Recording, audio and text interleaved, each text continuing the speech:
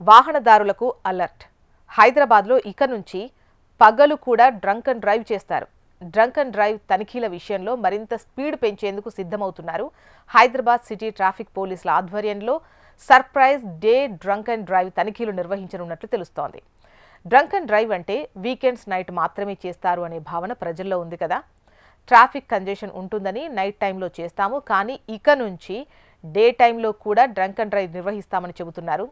June నెలలో drunk and drive తనిఖీలు నిర్వహిస్తున్న క్రమంలో స్కూల్ బస్ డ్రైవర్లు మద్యం సేవించి పట్టుబడటం ఆందోళన కలిగించే అంశమే. 35 మంది స్కూల్ బస్ డ్రైవర్లు పట్టపగలు డ్రంక్ అండ్ డ్రైవ్లో దొరకడం షాక్కు గురిచేస్తోంది. బస్, వ్యాన్, ఆటో డ్రైవర్లు ఉదయం వేళల్లో మద్యం సేవించి వాహనాలు నడుపుతున్నట్లు గుర్తించారు. ఉదయం వేళల్లో స్కూల్ బస్ డ్రైవర్లు, ఇతర వ్యాన్, ఆటో డ్రైవర్లు మద్యం సేవించి నడపడం వల్ల ప్రమాదాలు పెరుగుతున్నాయి. ఇక నుంచి అలాంటి వారిపై కఠిన చర్యలు తీసుకుంటామని హెచ్చరిస్తున్నారు.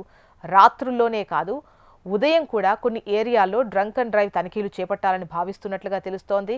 ట్రాఫిక్ జామ్ ఇబ్బందులు లేకుండా పగటిపూట సర్ప్రైజ్ డ్రంక్ అండ్ డ్రైవ్ తనిఖీలు చేస్తున్నట్లు చెప్పారు. ఇక మైనర్లు డ్రంక్ అండ్ డ్రైవ్లో పట్టుబడితే కఠిన చర్యలు తీసుకుంటామని సిపి హెచ్చరిస్తున్నారు. మైనర్స్ డ్రైవింగ్ పై స్పెషల్ ఫోకస్ పెట్టినట్లు చెబుతున్నారు. మొత్తం 4500 మైనర్ డ్రైవింగ్ కేసులు నమోదయ్యాయి. అందులో 2800 వాహనాల వెహికల్ రిజిస్ట్రేషన్ క్యాన్సిల్ చేసేందుకు ట్రాన్స్పోర్ట్ అధికారులకు సమాచారం ఇచ్చినట్లు చెప్పారు. అందులో 863 వెహికల్ రిజిస్ట్రేషన్స్ క్యాన్సిల్ చేసినట్లు చెబుతున్నారు. మైనర్స్ డ్రైవింగ్లో పట్టుబడితే 25 ఏండ్ల వరకు లైసెన్స్ రాకుండా చర్యలు తీసుకుంటామని హెచ్చరిస్తున్నారు. మద్యం సేవించి వాహనాలు నడపడం ద్వారా వారి ప్రాణాలు మాత్రమే కాదు, ఎదుటివారి ప్రాణాలకు కూడా ముప్పు. అందుకే మద్యం సేవించి వాహనాలు నడపొద్దని సూచించారు సిపి జోయల్ డేవిస్.